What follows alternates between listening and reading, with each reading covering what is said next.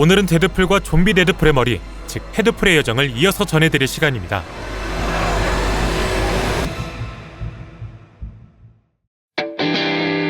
우선 이전 이야기를 간단히 요약해보자면 데드풀은 AIM의 의뢰를 받아 닥터 베티와 함께 지구에 있던 헤드풀을 탈취했고 이후 그가 멀티버스 중 하나인 좀비 세계에서 넘어온 것을 알게 되자 다시 그를 돌려놓기 위해 차원이동 포탈을 찾아 나섰습니다. 그리고 여러 난항을 겪은 후 포탈을 찾아내 그 안으로 헤드풀과 함께 들어갔고 그 이후의 이야기가 오늘의 스토리입니다. 헤드풀을 좀비 세계에 돌려놓기 위해 포탈로 발을 들이민 데드풀. 그런데 이들이 도착한 곳은 뭔가 좀 이상합니다.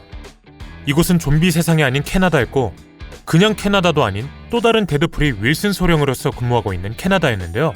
여기서 데드풀은 데드풀 사단에 또 한 명이 추가됐다며 윌슨 소령에게 하이파이브를 건넸지만 그는 이를 거부하고 정확한 정체나 밝히라며 이들을 다그칩니다.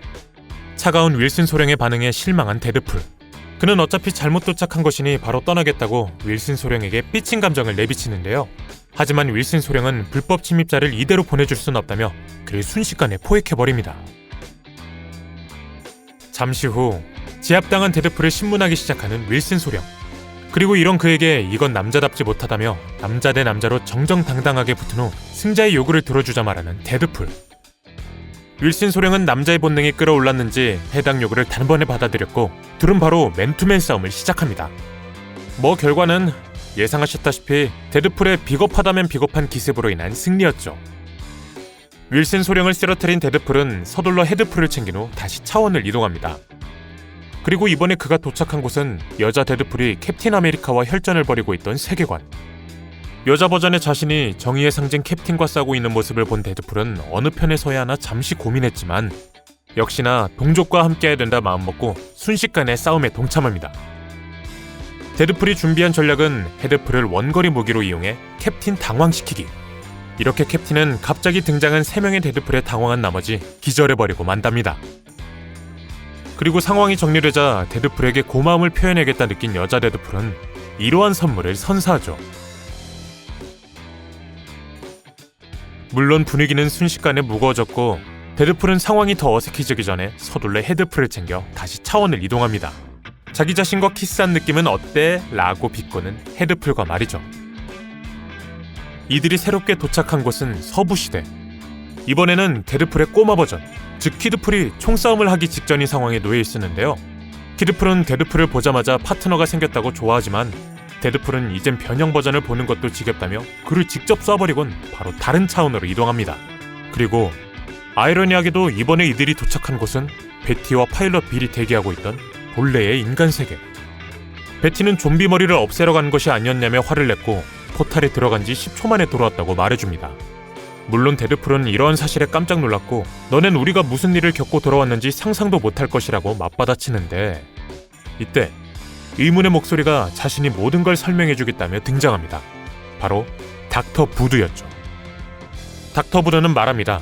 너희가 차원 이동을 너무 남발해 세계관이 어긋나기 시작했고 이를 방지하기 위해 자신이 제대로 된 포탈을 열어줄 테니 그만 말썽 피우고 해야 할 일을 제대로 처리하라고.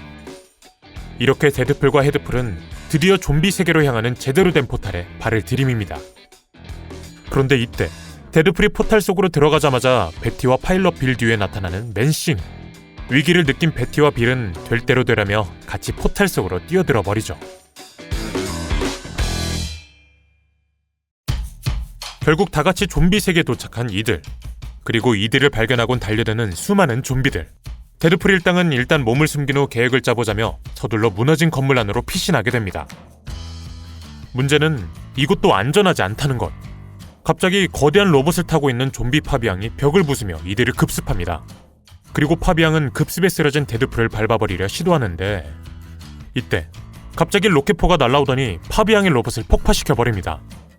바로 좀비 세계의 생존자 집단이었죠.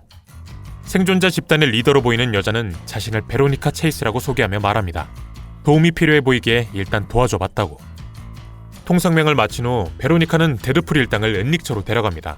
그리고 이곳에서 데드풀은 간만에 여유를 즐기는데요. 하지만 데드풀답게 노는 것도 금방 지겨웠고 함께 연구하고 있는 베티와 베로니카에게 혹시 필요한 게 있냐며 찾아갑니다. 여기서 베로니카는 싱긋 웃어 보이며 마침 딱 데드풀이 할 만한 일이 있다고 말하죠. 그녀의 요구는 간단했습니다. 현재 좀비 바이러스 치료제를 만들기 직전인데 마지막 연구를 위해선 살아있는 좀비가 필요하다고. 그리고 이를 데드풀이 가져다주면 딱이겠다고. 게다가 그녀는 만약 납치해오는 데 성공한다면 특별한 보상을 줄 수도 있다고 데드풀을 유혹하기까지 한답니다. 그녀의 말에 흥분한 데드풀은 당장 좀비를 대령하겠다며 실과 바늘을 챙긴 후 뛰쳐나가는데요. 잠시 후 그는 헤드풀을 자신의 머리 위에 꿰맨 후 좀비 무리에게 다가갑니다. 좀비 무리에 끼어드는 데 성공해 곧바로 계획을 실행하는 데드풀. 그는 다른 좀비들 몰래 사이퍼에게만 귓속말로 배가 고프다면 몰래 자신을 따라오라 전하는데요. 안 그래도 허기지던 사이퍼는 곧바로 그의 말을 따랐고 잠시 후 미리 대기하고 있던 생존자 그룹에게 생포되어 버린답니다. 이렇게 미션을 성공한 데드풀은 베로니카에게 특별한 보상을 받을 생각에 굉장히 들떠하죠. 은닉초로 돌아와 멀끔히 차려입은 후 베로니카에게 향하는 데드풀. 그리고 베로니카 역시 그를 위해 대기하고 있었는데 이렇게 데드풀은 베로니카의 특별 서비스에 황홀한 시간을 보낸답니다. 잠시 후 베로니카의 방에서 나와 이번엔 여유롭게 혼자 목욕을 즐기는 데드풀. 그는 모든 게 완벽한 해당 세계에 굉장히 만족해하며 여기서 평생 살아야겠다고 생각하는데요. 문제는 이때 그의 머릿속의 목소리가 또다시 말을 걸어옵니다. 생각해보면 빌과 베티는 원래의 세계로 돌아가야 하는 게 맞지 않냐고. 그들을 위해서라도 헤드풀만 여기에 두고 인간 세계로 돌아가야 하지 않겠냐고.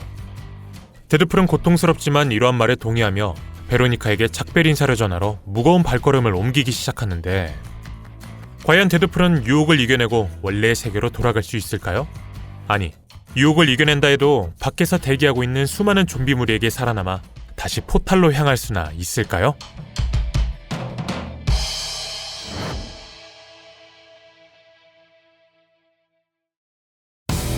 네, 이렇게 데드풀과 헤드풀의 두 번째 여정의 시간이 끝났습니다. 해당 스토리는 데드풀의 멀티버스를 제대로 활용하면서 스케일이 점점 커지고 있는데요. 다음 시간에는 데드풀이 온갖 좀비들과 대적하는 내용을 다룰 예정이니 기대해 주시길 바랍니다. 그럼 저희는 다음 시간에 돌아오도록 하겠습니다. 시청해주셔서 감사합니다.